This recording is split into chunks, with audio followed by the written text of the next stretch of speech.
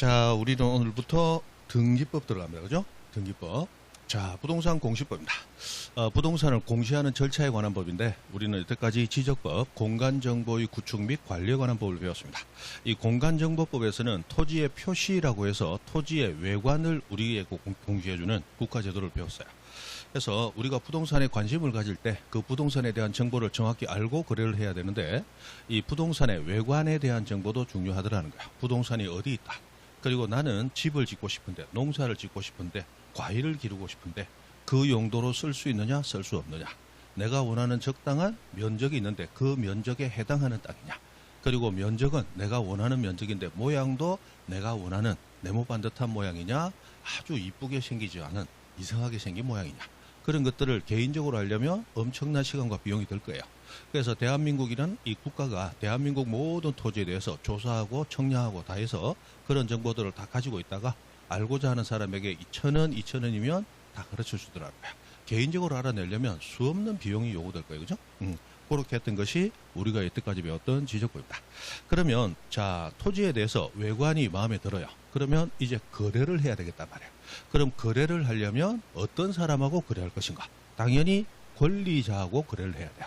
근데 권리자가 누군지를 나보고 알아서 네 알아서 해라 하고 맡겨버리면 그러면 세상은 사시의 이름은 기꾼, 그 사람들만 바글바글 할 거야. 맞죠?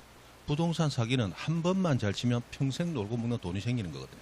그래서 부동산 사기꾼들이 사기꾼 중에서도 이 엘리트 사기꾼들이야. 그죠? 그런 사기꾼들이 넘쳐나게 된단 말이에요.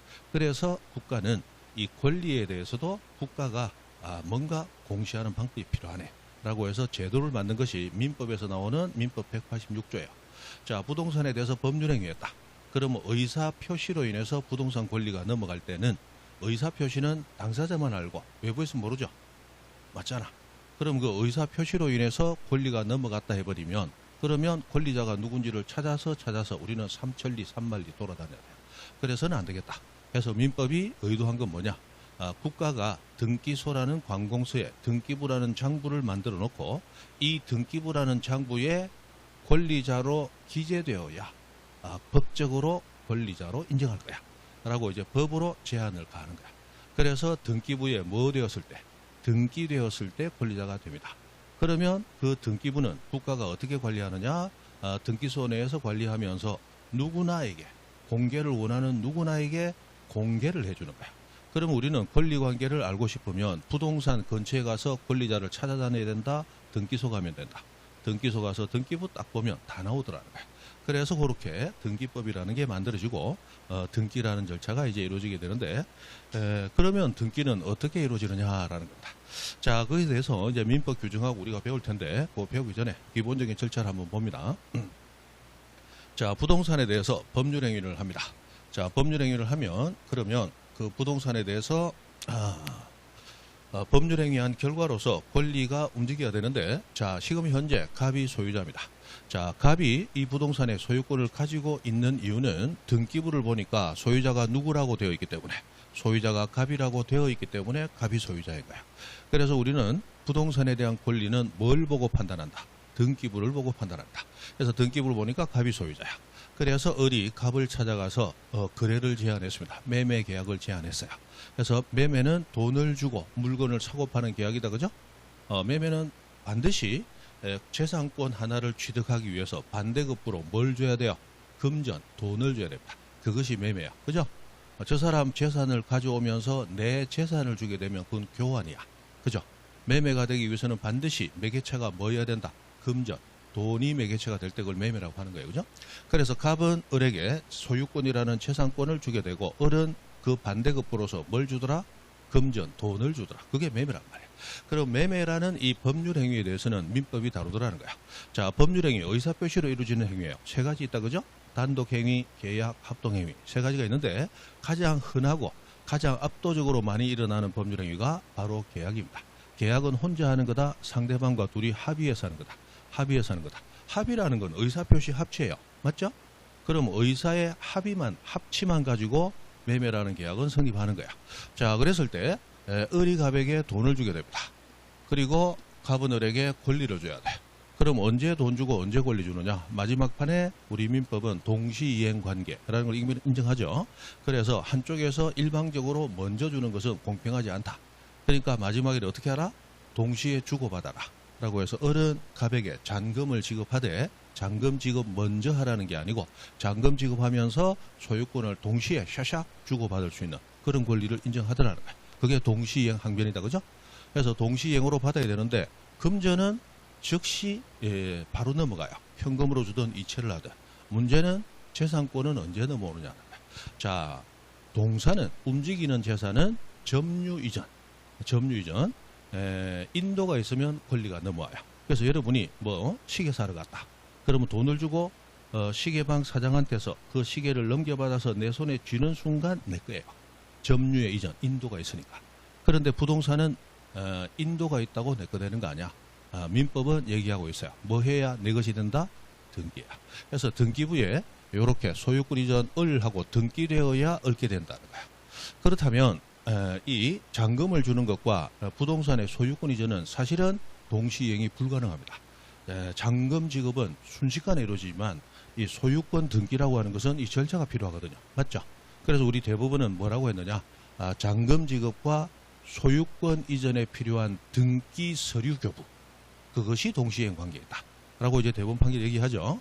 그래서 어른 갑에게 돈을 주면서 갑에게 자, 등기 신청하기 위해서는 각종 서류가 필요하단 말이에요. 그 서류들을 완비해서 넘겨줘. 그것을 이제 동시이행 관계로 샤샥 주고받는 거예요. 그죠? 자, 그렇게 주고받는데 문제는 이렇게 등기가 이루어지려면 그러면 어떤 절차를 밟아야 될 것인가? 우리 민법은 등기해야 된다는 얘기만 하는 거지 등기가 어떻게 이루어지는가라는 얘기는 전혀 안 합니다. 민법 186조가 조금 이따 보시겠지만 부동산에 관한 법률 행위로 인한 부동산의 권리 변동은 뭐 해야 효력이 생긴다. 등기해야 효력이 생긴다라는 규정은 두고 있는데 그럼 등기는 어떻게 하는 거냐라는 규정은 없어요. 그래서 등기법이 만들어져 가지고 등기는 이렇게 이루어집니다. 라는 얘기 하는 거야. 그래서 갑과 을이라는 두 매매 계약의 당사자가 등기해달라고 등기소를 향해서 뭐 해야 돼? 신청할 때는 당사자가 신청하고 그리고 양 당사자가 어떻게 신청? 공동 신청하고 그리고 신청할 때는 입만 가지고 오면 안 돼요. 등기법이 요구하는 서류들이 있습니다. 그 서류들을 미리 다 완비해서 가지고 와서 신청하라. 라고 해서 세 가지 대원칙으로서의 신청주의 원칙을 요구하고 있어요. 당사자 신청, 공동 신청, 서면 신청. 그렇게 등기소에 등기 신청을 하게 되는데 자, 전국의 등기소는 엄청나게 많습니다. 그리고 아무 등기소나 신청하면 되느냐? 안 되더라. 관할 등기소라는 게 있어요. 거기에 신청하면 그러면 힘들게 신청하러 오시느라 고생 많았습니다. 라고 일단 받아줍니다. 이 받아주는 걸 접수한다고 해요. 접수는 절대로 거부할 수 없습니다. 그리고 접수할 때 우리 등기소는 신청한 순서, 접수된 순서에 따라서 접수번호라는 걸 부여를 해줍니다. 이 접수번호라는 건 단순한 번호표가 아니고 굉장히 중요한 의미를 가져요. 자, 여러분들 민법에서 저당권은 부동산에 하나만 존재할 수 있다. 여러 개 존재할 수 있다. 여러 개 존재할 수 있죠. 그리고 저당권이 있더라도 전세권은 또 별도의 권리니까 또 존재할 수 있죠. 그런데 부동산이 경매로 넘어가면 저당권자나 전세권자 그리고 여러분 가담법 배웠는지 모르겠는데 가등기 담보 등에 관한 법률 이 가등기 담보권자는 그 경매 절차에서 우선 변제권을 가져요. 맞죠? 우선 변제권. 후순위 권리자 기타 채권자보다는 내가 먼저 받는 권리 있잖아요. 그러면 내가 먼저 받는 권리가 한 개다 여러 개가 있을 수 있다. 여러 개가 있을 수 있어. 가등기 담보권자, 저당권자 여러 명, 전세권자 한 명. 맞죠? 여러 명이 있을 수 있다고. 그러면 그 돈은 누가 먼저 받아가는가? 전부 우선 변제권이 있더라는 거야. 그럼 누가 먼저 받아가는가? 단순합니다. 부동산에 대한 권리는 먼저 등기된 자부터 받아가는 거야. 그래서 먼저 등기된 사람이 권리 순위가 빠릅니다. 이거는 철저하게 선착순이에요. 등기는 선착순. 먼저 등기된 사람이 장땡. 됩니까? 여러분은 올해 돈을 빌려줬어. 나는 작년에 빌려준 사람이야. 누구에게? 똑같은 사람에게. 나는 작년에 빌려줬고 여러분은 올해 돈을 빌려줬어. 내가 먼저 빌려줬죠. 그런데 그 사람 부동산의 저당권 등기는 내가 작년에 빌려줬지만 뒤에 했고 여러분은 올해 빌려줬지만 먼저 저당권 등기했어요. 그럼 돈 먼저 빌려준 내가 먼저 받는 거예요? 먼저 등기한 여러분이 먼저 받는 거예요. 먼저 등기한 사람이 먼저 받는 거예요. 그죠? 그래서 부동산에 대한 권리는 철저히 등기의 선착순이에요. 먼저 등기한 사람이 장땡. 그랬을 때 이 등기하는 순서가 어떻게 정해지느냐? 우리 부동산 등기법에 규정이 있어요.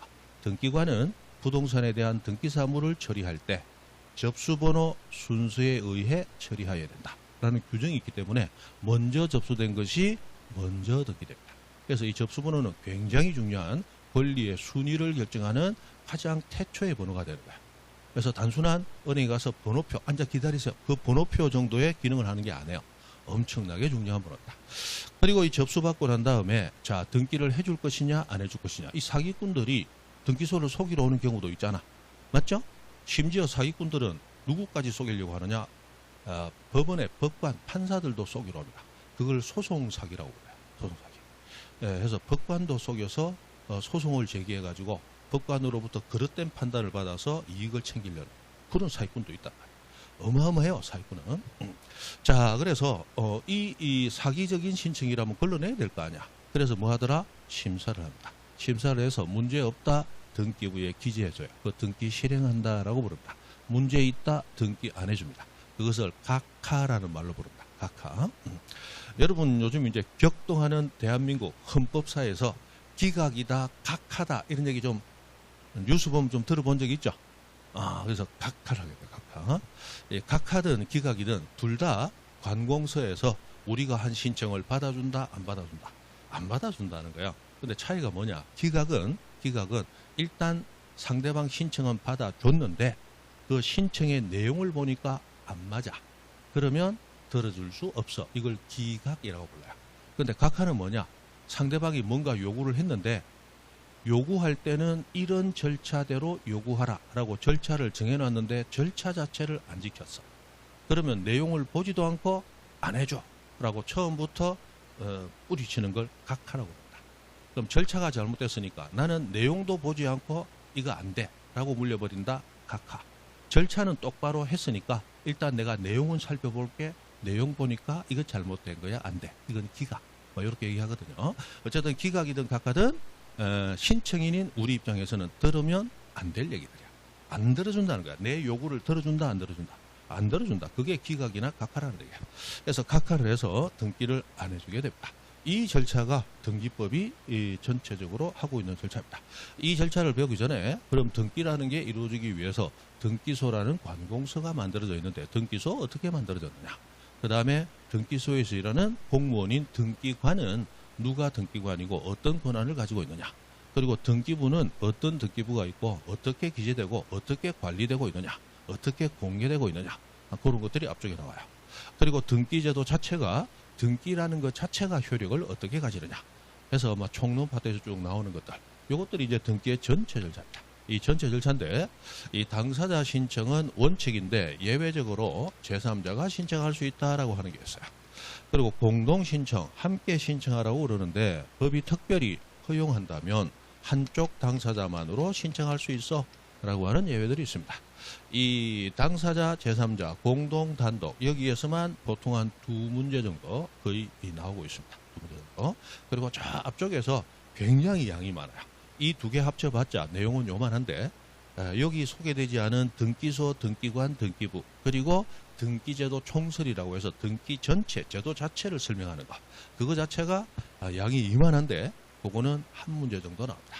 그러면 이만한 거 공부해서 한 문제 맞출래요? 요거 공부해서 일단 두세 문제 맞출래요? 요거 해서 두세 문제 맞추는 게 맞죠? 그래서 요거는 아주 중요한 파트로 들어갑니다. 그 다음에 우리 12문제 나오는 것 중에 나머지 한 8문제에서 10문제 가까이가 어디서 나오느냐? 여기서 나옵니다. 각하고 등기실에. 여기서 한 8문제에서 10문제 가까이 나옵니다. 그렇게 등기법은 이루어져 있어요. 그러나 이 앞부분을 모르면 뒷부분만 들어서는 무슨 얘기인지를 몰라요. 그래서 앞부분을 어쩔 수 없이 필요한 만큼만 할 겁니다. 그죠? 우리는 등기법을 이해하고 등기라는 게 뭔가 그걸 알려고 온 게 아니고 등기법이 시험 과목에 있기 때문에 어쩔 수 없이 공부하는 거야. 맞죠? 여러분은 등기 안다고 좋을 거 하나도 없어. 왜? 여러분은 등기법을 알아도 타인을 대리해서 등기 신청을 돈 받고 해주면 바로 처벌 대상이야. 법무사법 위반으로 바로 처벌된다고. 맞죠? 그래서 우리는 등기에 대해서 뭐 크게 관심 가질 이유가 없는 거야. 그냥 시험 과목에 있으니까 하는 거야. 그러면 전체적인 이해를 높여야 된다. 시험에 자주 나오는 것만 조지면 된다. 시험에 자주 나오는 것만 조지면 되는 거야. 맞죠? 우리는 그렇게 하면 되는 거예요. 그렇게 갈 겁니다. 자, 해서 이렇게 된다. 미리 얘기 드리면 등기는 절대로 양에 욕심내면 안 됩니다. 여러분이 배우는 민법 양 많죠? 양 많아요. 그 민법은 예를 들어 이제 법대 다니는 학생이 좀 깊게 공부한다고 했을 때 여러분 배우는 민법은 한 800페이지의 양을 가진다. 그렇게 생각하시면 돼요. 그런데 등기법은 겨우 12문제밖에 안 나오잖아. 그런데 법대 다니는 학생이 등기법을 제대로 배운다 하면 약 1300~1400페이지를 해야 됩니다.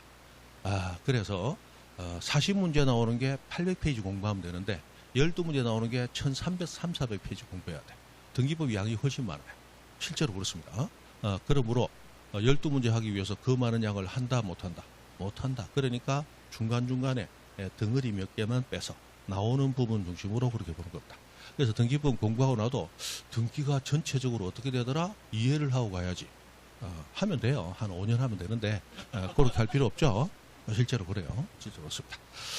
그렇다. 나중에 국외에서 학교하고 나면 나 법무사 자격증도 따고 싶습니다. 어떻게 하면 되겠습니까? 하고 한 번씩 상담하러 오시는 분이 있어요.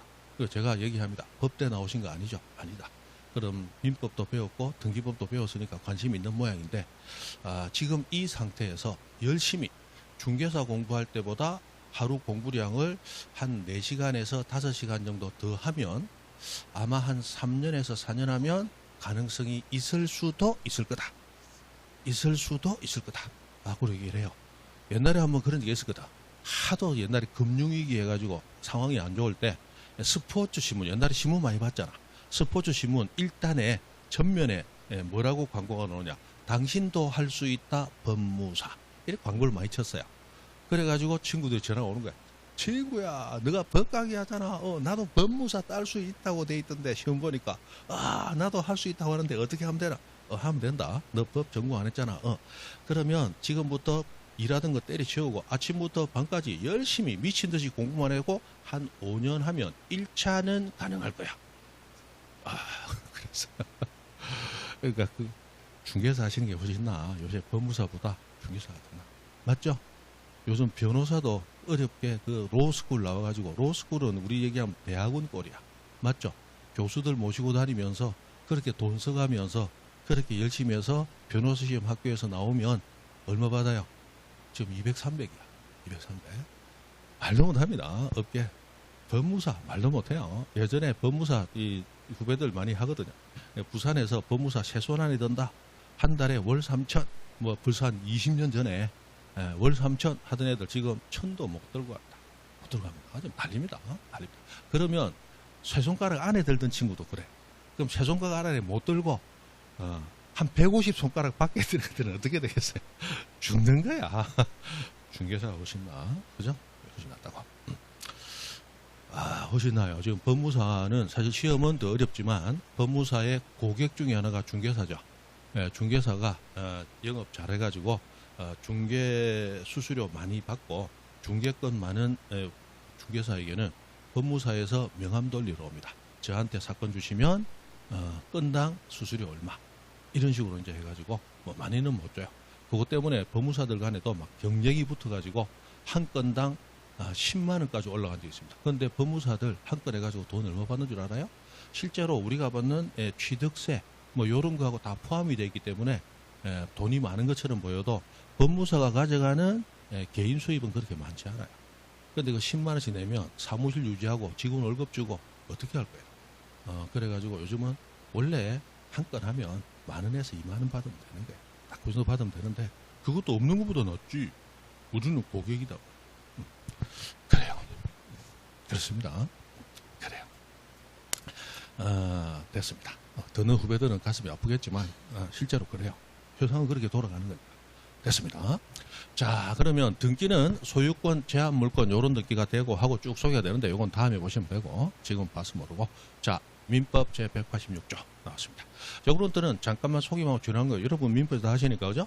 자, 부동산에 관해서 뭐 했어요? 법률행위. 자, 법률행위는 반드시 있어야 될 것이 무엇이다? 의사표시.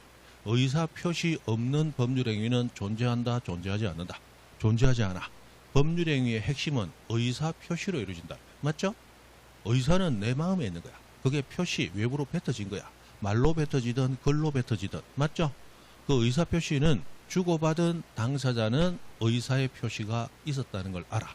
그러나 외부에 있는 두 사람을 제외한 나머지 80의 인구는 그 의사가 있었다는 걸 알아요, 몰라요? 몰라. 그럼 그 두 사람만의 의사로 인해서 고가의 자산인 부동산 권리가 넘어갈 수 없다. 국가가 정해놨어요. 뭐 해야 넘어간다? 등기야.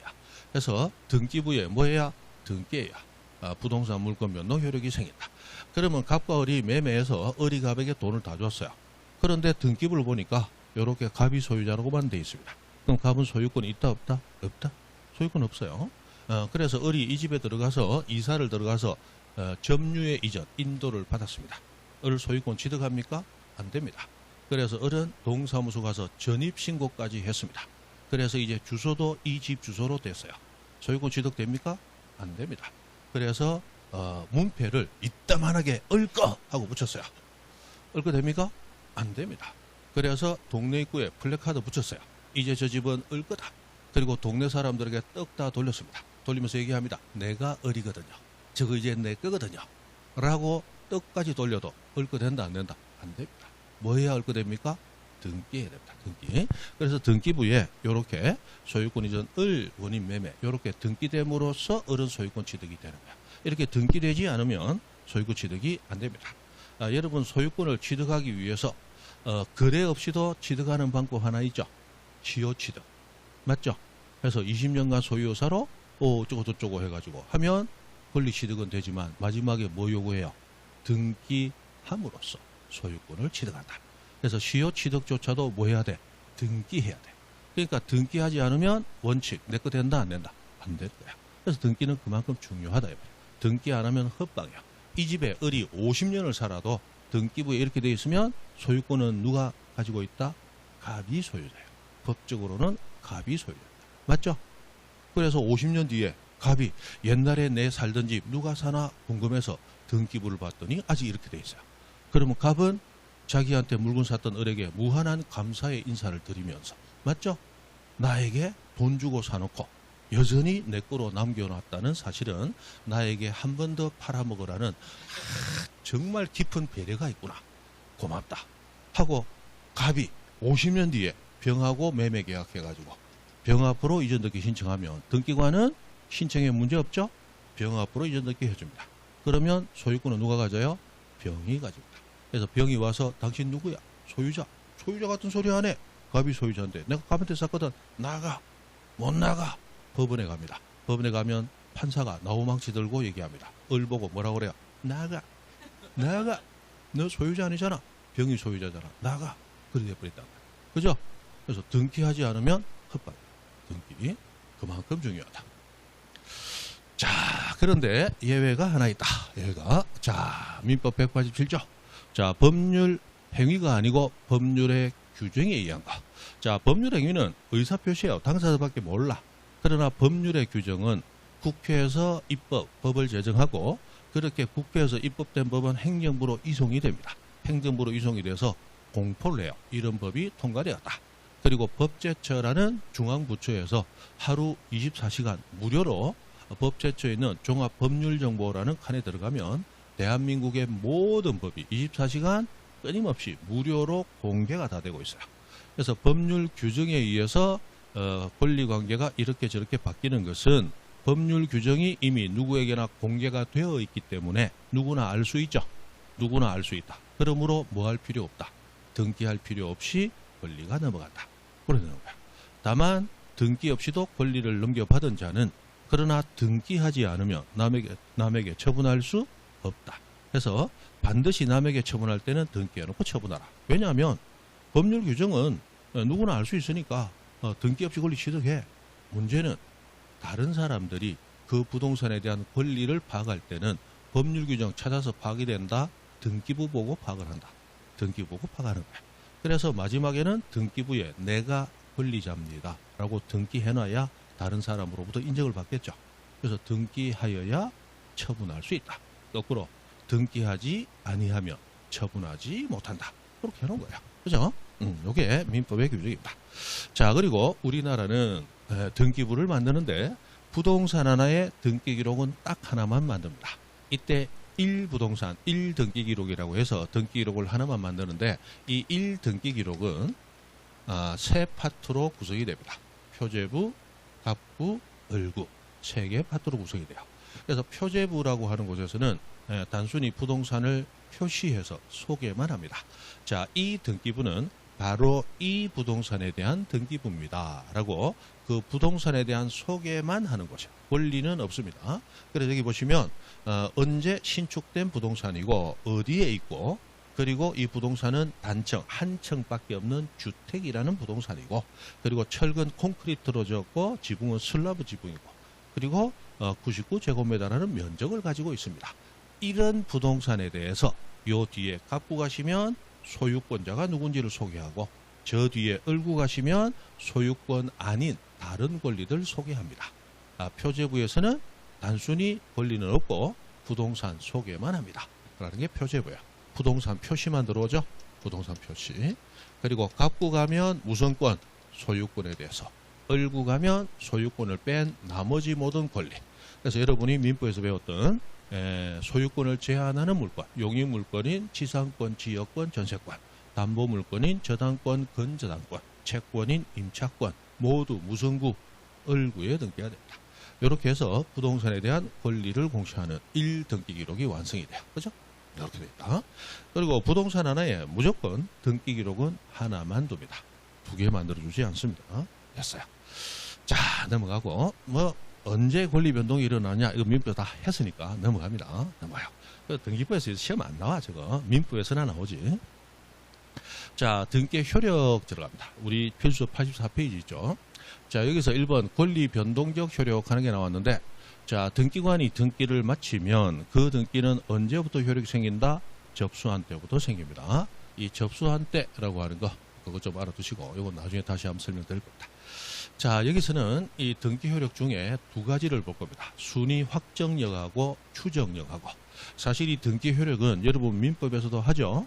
물권법 들어가면 등기 효력하고 뭐 가등기도 배우고 하잖아. 맞죠? 그래서 등기 효력은 사실은 우리 등기부에서는 지금 거의 잘 안 나옵니다. 민법에서 문제를 내고 있기 때문에.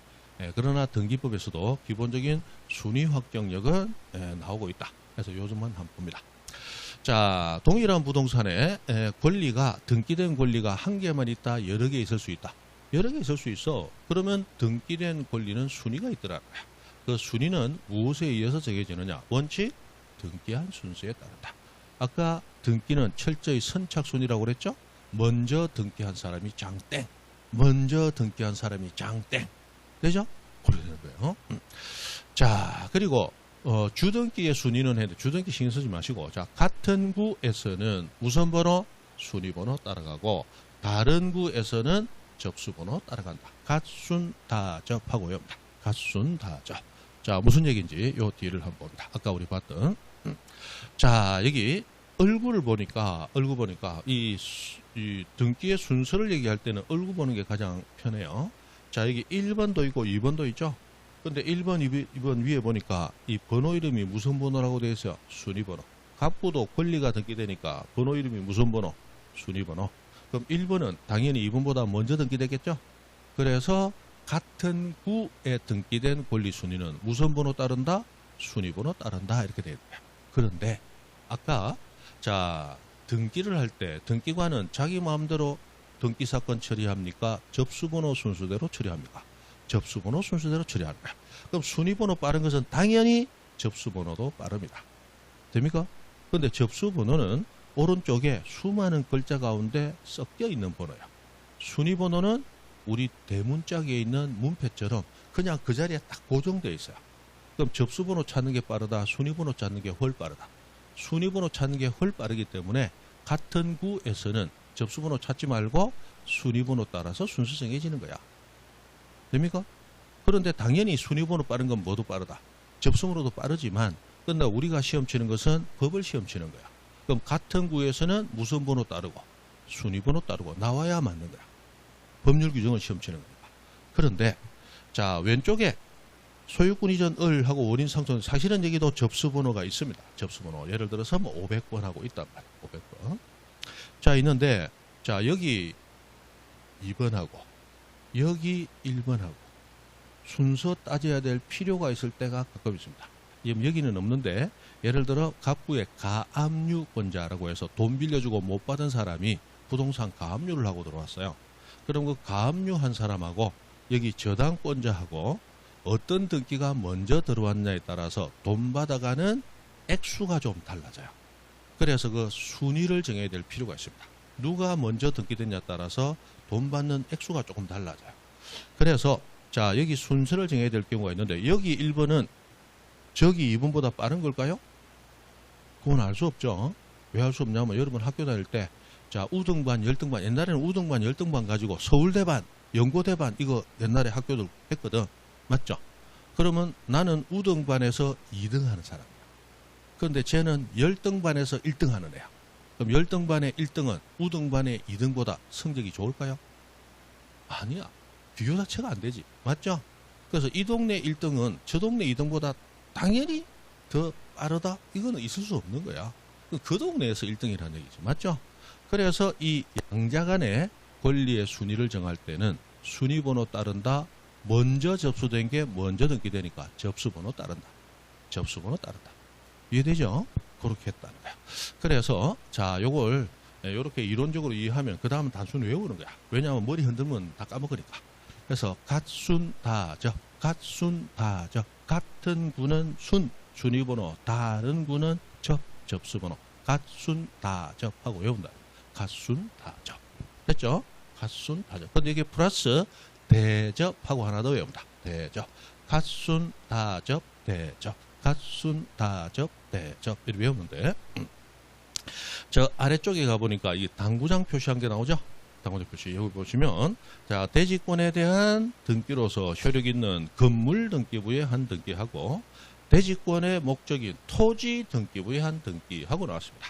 자, 이게 무슨 얘기인지 이해하려면 한 20분은 걸려야 돼요. 그런데 뭐 이거 하나 하기 위해서 20분 설명하기 그러니까 그냥 외웁니다. 자, 보면 대지권에 대한 등기로서 효력 있는 등기 이렇게만 나오는데 제가 여러분 좀 이해하기 쉬우라고 건물 등기부의 한 등기예요. 아래쪽은 대지권하고 나왔는데 이거는 어디에 등기한 거예요? 토지 등기부의 한 등기야. 그러면 등기부 자체가 같아요? 달라요? 등기부 자체가 다른 거야. 하나는 건물 등기부, 하나는 토지 등기부. 등기부가 달라. 근데 등기부가 다른데도 그 다른 등기부상의 권리의 순위를 비교해야 될 필요 있는 경우가 있습니다. 그때도 무슨 번호에 따를 것인가? 당연히 먼저 접수된 것이 먼저 등기됐겠죠? 그래서 이때도 무슨 번호? 접수번호에 따릅니다. 자, 해서 대접하는 게 이게 대는 뭐예요? 대지권하고 나오면 무슨 번호? 접수번호 따르라. 자, 그러면 단순하게 갑니다. 자, 같은 등기부에 같은 구라면 접수번호 찾지 말고 무슨 번호 따라라? 순위번호 따라라. 근데 구가 다르면 순위번호 따르지 말고 무슨 번호? 접수번호 따라가라. 근데 구가 다른 거 정도가 아니고 아예 등기부 자체가 달라. 그때도 무슨 번호? 접수번호. 먼저 접수된 게 먼저 처리되니까. 됩니까? 그럼 같은 구에서만 순위번호. 같은 구가 아니면 접수번호. 뭐 그렇다는 얘기예요. 그죠? 결론적으로. 그것이 갓순, 다접, 대접. 이렇게 외우라는 거예요. 그죠? 자, 그 다음에 이 주등기, 부기등기라는 게 나옵니다. 우리 등기할 때 번호가 아까 순위번호 1번, 2번하고 붙죠? 이렇게 1번, 2번, 3번, 뭐 10번, 요렇게 쭉 붙는 거. 10번, 11번. 요렇게 붙는 것을 주등기라고 부릅니다. 주등기. 주등기. 자, 번호를 붙이는데, 주로 쓰는 번호로 한다. 주로 쓰는 번호. 주로 쓰는 번호가 이렇게 번호 하나 붙이는 거예요. 10번, 11번. 요게 주로 쓰는 번호로 인한 등기, 주등기라고 하는 겁니다. 그럼 11번 다음에는 12번이 와야 될 차례죠. 근데 12번 등기해야 될 차례인데 갑자기 2-1 하고 들어왔어요. 그럼 2-1은 11번 다음에 등기가 됐잖아. 맞죠? 그러나 12번 순위가 아니고 2번 순위를 따라가게 됩니다. 그래서 이렇게 번호가 하나 쓰여요. 번호가 2개 이상 쓰여요. 2개 이상. 번호가 부가적으로 기입돼서 여러 개가 쓰였다 해서 부기등기라고 부르는데 이 부기등기는 언제 되었느냐 상관없이 2-1은 몇 번 순위? 2번 순위. 주등기 순위를 따른다. 이렇게 얘기하는 겁니다. 돼요? 근데 2-1 다음에 12번 오고 13번 왔다가 그 다음에 14번 등기해야 될 그 시간에 2-2하고 들어오더라. 그러면 똑같은 2라는 주등기에 -1, -2 두 개가 있죠? 그럼 이 두 개 상관의 순위는 어떻게 정하느냐? 당연히 등기는 먼저 된 게 우선하는 겁니다. 됐습니까? 그래서 같은 주등기에 부기등기가 여러 개 있습니다. 그 상호간 순위는 당연히 먼저 된 게 우선한다. 등기한 순수에 따른다. 됩니까? 선착순이다. 2-1이 당연히 2-2보다 먼저 등기되는 거야. 그죠? 그런 겁니다. 그 다음에 가등기에 의한 본등기 하는 게 나왔는데, 자, 나중에 우리 뒤에 들어가면 가등기라는 걸 배웁니다. 자, 여러분이, 을이에요, 을. 지금 갑이라는 사람한테 소유권을 사고 싶은데, 지금 예약만 해놓고, 가계약만 해놨다. 생각해봅니다. 가계약 해놨지만 내가 지금 집 팔고 땅 팔고 해서 오겠습니다. 절대 다른 사람에게 팔면 안 됩니다. 기다려줘야 됩니다. 라고 약속을 했는데 좀 믿음성이 없어. 그래서 등기부에 내가 당신하고 계약을 했으니까 계약상 소유권 이전 청구권은 가지지 않느냐. 그 청구권이 있다는 것만이라도 좀 등기해주세요. 이게 가능해요. 그래서 이게 가등기라는 이름으로 소유권 이전 청구권이 있습니다. 라고 등기할 수가 있어요. 이런 등기를 해도 을은 소유권 이전 되었다, 아직 안 되었다. 안 되었고 이전을 청구할 수 있는 권리만 있다고 등기되어 있죠. 이전을 청구할 수 있다고 되어 있지. 아직 이전된 건 아니죠. 그럼 가등기를 해도 아직 권리 취득은 돼 안 돼. 부동산 소유권 취득은 아직 안 되고 있습니다. 이런 등기를 다른 등기, 소유권 갑하면 갑은 소유권 가지잖아. 근데 이게 소유권이라는 이름이 있지만 을은 소유권 못 가지잖아. 구분하기 위해서 앞에 가자를 붙여서 가등기라고 이름을 붙입니다. 가등기는 아직 권리 취득이 됐다, 안 됐다. 안 되었다 하기 위해서 가등기를 하는 거야. 그리고 여러분이 집 팔고 땅 팔고 3년 뒤에 드디어 돈을 마련해서 왔습니다. 그리고 잔금 지급했어요. 그럼 3년 뒤에 이제 소유권 이전 등기 해야 되겠죠? 그 소유권 이전 등기 하는 것을 본등기 한다라고 얘기하는데, 이 본등기는 어디에 하느냐? 가등기 되어 있는 극한에 소유권 이전 을 하고 들어가게 돼요.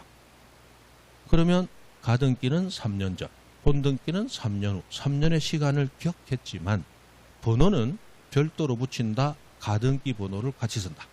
가등기 번호를 같이 쓰도록 되어 있어요. 그래서 가등기와 본등기는 청이 다르게 들어가는 게 아니고 한 청에서 복청을 만들면서 들어가요. 복청. 번호 하나를 같이 쓴다는 거예요.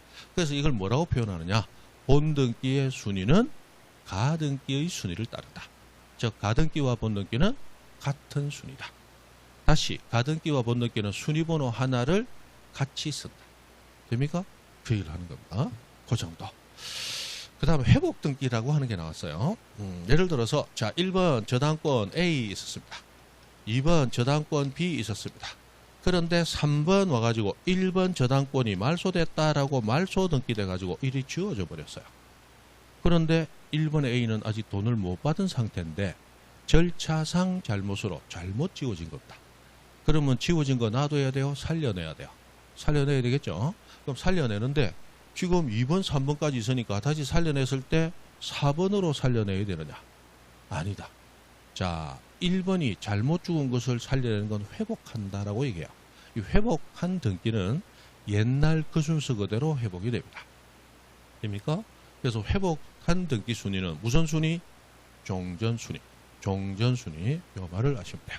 자, 나는 1번이 잘못 말소됐는데 회복할 때 보니까 2번 저당권이 있네. 그러면 3번으로 회복이 되면 이거 회복한 거예요? 새로 등기한 거야. 그 새로 등기한 거예요. 이거 회복한 게 아니야. 회복한 거는 옛날 그대로 살아나야 그게 회복이라는 거예요. 그래서 무슨 순위? 종전순위에 따른다. 그렇게 되어 있다는 거예요. 자, 그 정도. 요거는 가끔씩 나오니까 요 정도는 알아두셔야 돼요. 됐고, 넘어가서.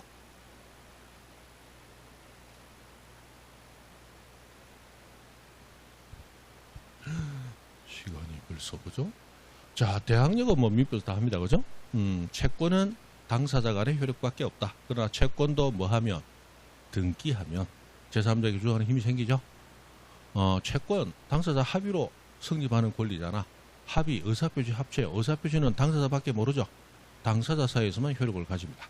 그러나 등기하면 이제 그 의사는 당사자만 알아요? 등기해놨으니까 제3자도 알아요. 제3자도 알죠? 그럼 제3자 알게 해놨으니까 제3자에게도 주장할 수 있는 거야. 자, 부동산 물권 등기하면 물권은 모든 사람에게 주장할 수 있죠? 절대적 효력까지잖아. 왜 절대적 효력까지일까요? 누구나 알 수 있도록 해놨으니까. 뭐 함으로써? 등기함으로써 누구나 알 수 있도록 해놨잖아. 누구에게나 주장하는 거야. 근데 채권은 합의만 하면 성립하잖아. 그러면 다른 사람 알아요, 몰라요? 몰라. 그럼 우리끼리만 효력이 있는 거야. 그러나 그 채권도 누구나 알 수 있도록 뭐 하면? 등기하면. 그럼 제3자에게도 주장할 수 있잖아. 맞죠? 대학령까지는 거야. 그럼 우리끼리 효력이 있고 제3자에게도 효력 주장하고. 그러니까 채권도 등기하면 물권화된다. 누구에게나 주장할 수 있습니다. 그런 얘기 하는 거예요. 그죠?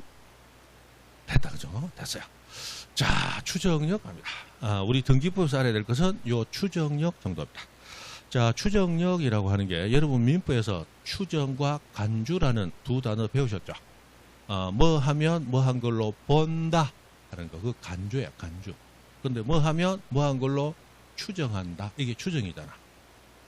맞죠? 제가 지금 민법을 안 가르친 지가 제가 처음에 이 공시법 강의하러 들어왔다가 공시법 강의한 후에 민법도 좀 해달라 해가지고 그 다음에부터 민법도 몇 년 했습니다. 하다가 민법 하다 보니까 너무 힘들어요. 뭐가 힘드냐? 옛날에는 지금처럼 뭐 보강한다 하면 A씨 이런 시대가 아니고 민법은 보강 안 하면 A씨 그랬어요. 왜냐하면 민법은 너무나 중요한 1차 과목의 핵심인데 보강을 안 하면 우리 쌤 진짜 성의 없네. 다른 쌤들은 다 보강하는데. 그래서 보강을 들어가야 돼. 그 보강 학원마다 한 번씩 들어가면 맞죠? 그러면 학원 5군데 다니면 토요일 날 5번 보강 들어가야 돼. 그런데 민법은 1월 달만 들어오면 벌써 조문 특강, 뭐 비교 특강, 사례 특강, 뭐 기본 이론 특강 계속 특강 치잖아. 그럼 특강하러 또 주말에 또 가야 돼. 쉬는 날이 있다 없다? 쉬는 날 없어. 제가 처음 학원 들어왔을 때는 급여 나오는 날이 되면 노란 봉투에다가 요러저러 해가지고 어떻게 해서 3.3% 공제하고 이렇게 드립니다.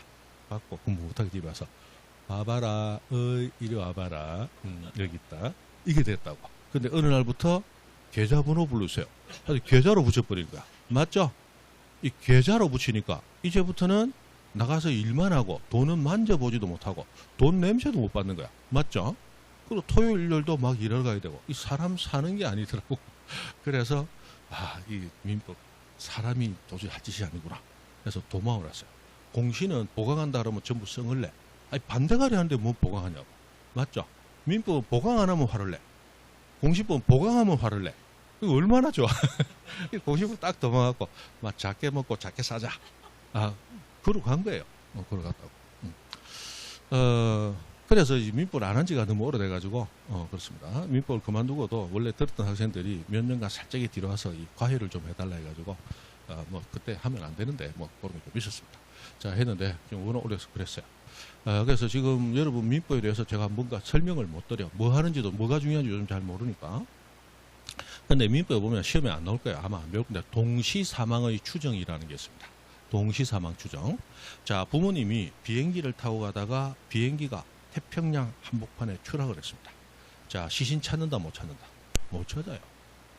그런데 두 분 다 돌아가신 것은 확실해. 맞죠? 돌아가신 건 확실하다고. 찾을 수 없으니까. 그래서 그 이제 실종 선고라고 해가지고 사람 시신을 못 찾을 때도 사망한 거로 간주하는 제도가 있습니다. 그런 게 있는데 그거 간주예요. 그런데 동시 사망 추정이라는 규정이 있습니다.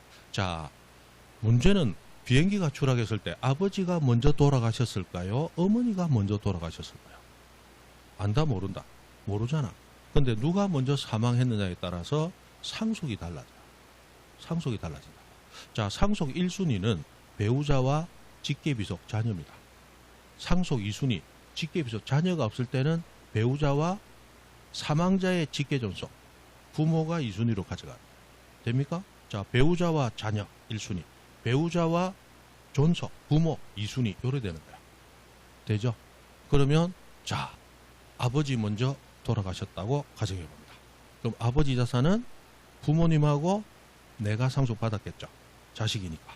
근데 어머니도 사망하셨잖아. 그럼 어머니 자산은 그 어머니 자식인 나하고 배우자가 없으니까 어머니의 부모님이 가져가는 거예요. 됩니까? 그러면 아버지 자산은 결국에는 어머니 부모님과 내가 가지는 거예요. 근데 어머니가 먼저 돌아가셨어. 그러면 아버지하고 내가 상속받았죠? 근데 아버지 돌아가셨잖아. 그럼 아버지가 있는 자산은 아버지 부모님과 내가 받는 거야. 자, 이 사람 먼저 가면 어머님 부모님과 내가 받고, 저 사람 먼저 가면 아버지 부모님과 내가 받는 거야. 달라지죠? 그러니까 누가 먼저 사망했는가를 밝혀야 된단 말이야. 그건 모르잖아. 그래서 어떻게 하느냐? 동시에 사망한 걸로 추정한다. 이런 규정이 들어오게 됩니다. 뭐 그런 게 있거든. 자, 그러면 간주와 추정이 있는데, 이 간주와 추정은 비슷하게 뭐 하느냐? 증명이 없어. 지금 누가 먼저 사망했는지 증명이 없죠? 그런데도 동시에 사망한 걸로 보자는 거야. 근데 보자한다, 추정한다 했다. 추정한다 했다. 그런데 어떤 것은 뭐 하면 뭐 한 걸로 본다 이렇게 돼 있잖아. 맞죠? 그럼 간주와 추정은 둘 다 동일한 것이 뭐냐? 증명이 없지만 그렇다고 인정해주자라는 거야. 증명이 없지만. 근데 간주는 굉장히 강하게 인정합니다. 추정은 조금 약하게 인정합니다. 그래서 간주한다, 본다라고 되어 있는 걸 떼려면 법원의 확정 판결을 받는 등 굉장히 복잡한 절차를 밟아야 간주를 뺄 수 있어요. 그러나 추정한다는 반대 증거만 있으면 깰 수 있습니다. 그럼 간주는 아주 강하게 인정해주고 추정은 조금 약하게 인정해주는 거예요. 무슨 말인지 이제 대충 이해되셨죠? 그놈에 이해하시면 돼. 자, 그러면 우리가 등기부를 봅니다. 1번 소유자 갑 돼 있네. 그럼 우리는 갑이 소유자라고 인정하죠. 그런데 갑은 우리에게 자신이 소유자 맞다고 증거를 제시했어요, 안 했어요? 안 했어. 나는 갑을 본 적도 없다고. 갑은 나를 몰라. 갑은 나에게 자신이 소유자 맞다고 증명한 적이 있다 없다? 없잖아. 그런데도 우리는 갑이 소유자라고 인정하고 있잖아. 이거 간주를 해주는 것일까요? 추정해주는 것일까요? 요 얘기야. 간주는 강하게 인정, 추정은 좀 약하게 인정. 등기부는 간주냐 추정이냐? 추정이라는 거야. 추정력이라는 걸 배우는 거야. 등기부에 등기되어 있으면 그 사람이 나에게 소유권이 있다고 증명하지 않더라도 우리는 인정해주자. 인정해주는데 간주해주자, 추정해주자. 추정해주자. 좀 약하게 인정해준다. 이런 얘기입니다. 됩니까? 그런 얘기야.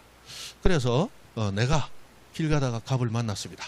그 갑이 이따만한 집에서 대문을 열고 나오다가 나를 만난 거야.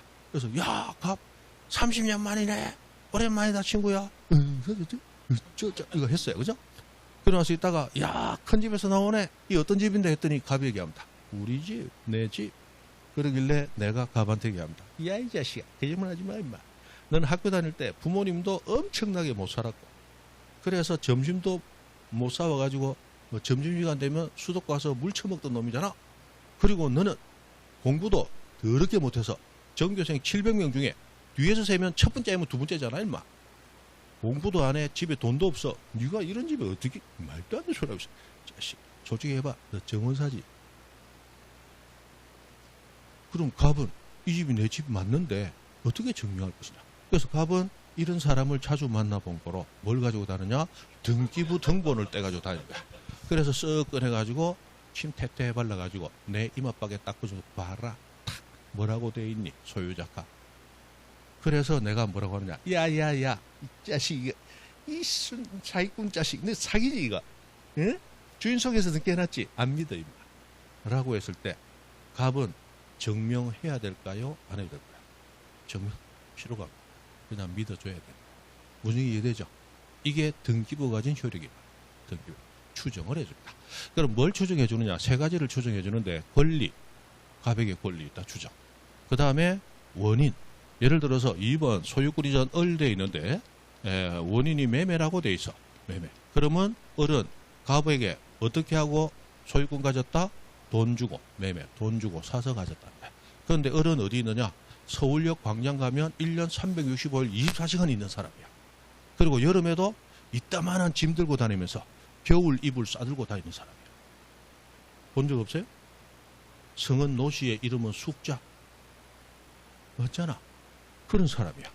그런데도 등기부에 뭐라고 되어 있다? 매매. 그럼 돈 주고 샀다고 인정해 줘야 돼. 그래서 원인도 추정을 해줍니다. 그러면 을은 혹시나 사기쳐서 이 절차를 등기관을 속여서 엉터리로 한 게 아니냐? 일단 등기부 등기됐다면 절차도 적법하게 거쳤다고 인정해줘라. 그래서 세 가지를 추정을 해주는 거야. 권리 추정, 원인 추정, 절차 추정. 이 중에 여러분들이 알아야 될 것은 권리 추정한다. 그 정도만 아시면 돼. 그러면 표제부는 추정을 해준다, 안 해준다? 표제부 등기는 추정을 안 해줘. 아까 표제부는 권리가 등기된다, 안 된다? 표제부는 권리 없다 했잖아. 그런데 추정해주는 건 뭘 추정해줘요? 권리를 추정해준다 했잖아. 그럼 표제부 등기는 추정을 해준다, 안 해준다? 안 해주는 거야. 그런 얘기입니다. 그래서 표제부에는 인정되지 않는다. 그런 얘기가 그래서 나옵니다. 그죠? 자, 그리고 추정을 받는 자는 이렇게 을이 소유권이 있다고 인정해 주도록 되어 있기 때문에 을은 스스로 증명할 필요가 있다, 없다? 없죠? 그래서 추정받는 자는 입증 책임, 증명해야 될 책임이 면제됩니다. 입증, 증명한다는 얘기입니다. 입증, 증거를 가지고 증명한다. 입증 책임은 상대방에게 넘어가게 돼요. 그 정도. 그런데 이 추정은 강하다, 약하다. 좀 간주보다는 약하기 때문에 반증, 반대되는 증거가 나오면 깨진다. 이 말을 거꾸로 하면 반증이 나오기 전까지는 깨지지 않는다. 이런 얘기도 되겠죠? 그래서 그만큼의 확실함은 있습니다. 그 다음 뒤에 넘어가서 뭐 요런 거 A 보존 등기, 이전 등기 옛날에는 좀 나왔는데 안 나온 지 벌써 10몇 년 넘었으니까 넘어가시고 자, 뒤에 보시면 얘기 안 합니다. 자, 저당권이 등기되어 있으면 저당권 존재한다고 추정해 줘야 되겠죠? 근데 저당권은 채권 없이 존재할 수 없죠? 채권 존재해야 저당권도 존재. 채권 소멸하면 저당권도 소멸. 그러니까 저당권이 있으려면 채권도 존재해야 되는 거예요. 그래서 저당권의 존재만 추정해 주는 게 아니고 채권의 존재도 같이 추정을 해주게 됩니다. 그 정도. 그 다음 마지막. 자, 죽은 사람은 권리 가질 수 없다 그랬죠? 그래서 사망자 명의의 등기는 추정이 인정되지 않습니다. 사람이 살아있을 때 수많은 부동산 가지고 떵떵거리고 살더라도 사망하는 순간 그 사람의 자산은 모두 남은 가족 것이 되어버립니다. 그게 상속이잖아. 왜 상속이라는 제도가 인정됩니까? 죽은 사람이 권리를 가질 수는 없으니까. 그래서 살아있는 자가 권리를 다 넘겨받는 거예요. 그죠? 그래서 사망자 명의는 사망자 명의의 등기가 있더라도 그 등기는 추정해준다, 안 해준다? 안 해주는 거야. 죽은 사람이 권리 가질 수는 없으니까. 그리고 허무인은 허씨의 이름이 무인이 아니고 존재하지 아니하는 사람이야. 그죠? 아예 존재하지 않는 사람이야. 갑이 소유권 가진다고 되어 있는데 암만 찾아도 갑이라는 사람 자체가 없어. 그러면 그 등기도 추정력 인정하지 않는다. 그런 얘기입니다. 그죠? 그 정도 하시면 되겠어요. 자, 넘어가서 나머지 됐고. 자, 길지문 복습하고 나왔습니다. 요거 잠깐 보고 싶으시죠? 아이고. 자, 좀 빨리 가죠. 이거 예전에 들었던 생각이 좀 납니까? 전혀 금시초문이구나. 자, 1번. 자, 부동산에 대한 가압류 등기와 했는데 그냥 부동산에 대해서 뭔가 등기가 나오면 그건 소유권 자체를 목적으로 하는 겁니다. 자, 머릿속에 그렇게 익히세요. 그냥 부동산에 대해서 무슨 등기한다 하면 소유권에 대해서 문 등기하는 거야. 됐습니까? 그럼 소유권에 대해서 가압류를 했으니까 그 가압류 등기는 소유권 등기되는 무슨 구에? 갑구에 등기가 돼요. 갑구. 근데 저당권은 소유권이 아니죠. 소유권이 아닌 권리니까 갑구에 등기돼요? 을구에 등기돼요? 을구에 등기되죠? 그러면 서로 다른 구에 등기된 권리 순위는 아까 갓순, 다접, 무슨 번호 따른다? 그 등기 순위는 접수번호에 따른다. 이렇게 나와야 되겠죠? 이렇게 조금 어렵게도 나오더라.